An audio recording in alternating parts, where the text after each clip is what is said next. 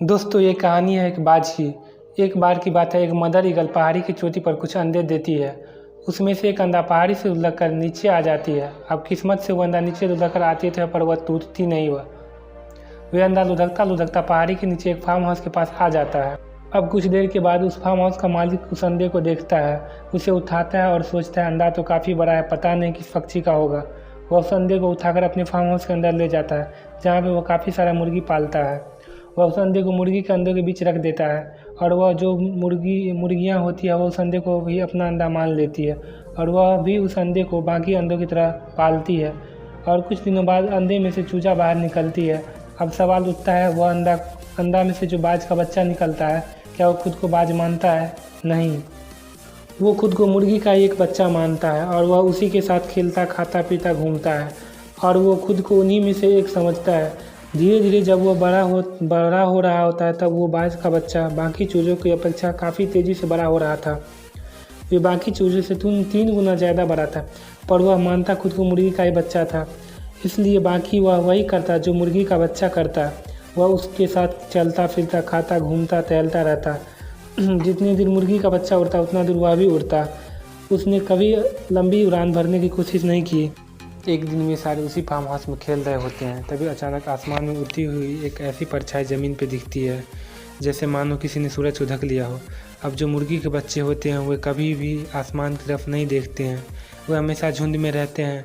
जैसे उन मुर्गी के बच्चों को लगता है वहाँ पे कोई खतरा है, वे झट से भागकर अपने शेल्टर में छुप जाते हैं। और वो जो बाज का बच्चा होता है वहाँ वो ना केवल ऊपर देख सकते हैं बल्कि आसमान में उड़ भी सकते हैं। और वो बाज का बच्चा बाकी चूज़ों के साथ नहीं भागता है, वो वहीं पे खड़ा रहता है और देखता है आसमान से उड़ता हुआ एक बहुत बड़ा पक्षी उस फार्म हाउस की तरफ आ रहा है। वह बाज का बच्चा बिना देरे वहीं खड़े रहकर सब कुछ देखता रहता है। थोड़ी देर बाद वह बाज आकर छोटे बच्चे के बगल में खड़ा हो जाता है और उससे कहता है कि भाई तुम यहाँ क्या कर रहे हो? तुम भी एक बाज हो, तुम इन मुर्गी के बच्चे के साथ क्या कर रहे हो? यह सुनकर वह बाज का बच्चा जो छोटा था वह बोलता है, मैं बाज हूँ? अरे नहीं नहीं, तुम्हें गलतफहमी हुई है, मैं मुर्गी का एक बच्चा हूँ, मैं बचपन से ही इनके साथ रहता हूँ।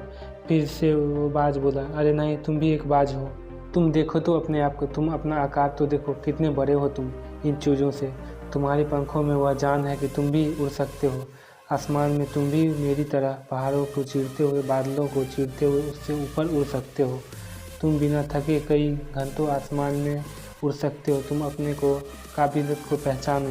बड़े बाज की बात सुनकर उस छोटे बाज को खुद पर थोड़ा सा भरोसा आता है, लेकिन तभी उसे अपनी मुर्गी माँ की कही एक बात याद आ जाती है, जो कि कई बार वह उसे बता चुकी थी कि ये जो बाज होते हैं ना, बड़े खतरनाक होते हैं, ये मुर्गियों को मारकर खा जाते हैं। तो वे उस बाज के बच्चे को लगा कि ये मुझे बहला फुसला रहा है ताकि मुझे मार सके।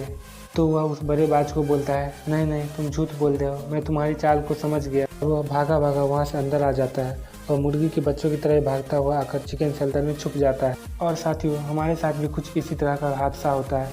जब कोई बाहर से व्यक्ति हमें आके बोलता है कि नहीं, तुम कुछ बड़े हो, तुम कुछ बड़े कर सकते हो अपनी लाइफ में, तुम अपने ड्रीम्स को पूरे कर सकते हो, तो हमें लगता है कि वो हमें बहला फुसला रहा है और हम उसके मौके को नकार देते हैं, हम वो मौका को एक्सेप्ट नहीं करते हैं।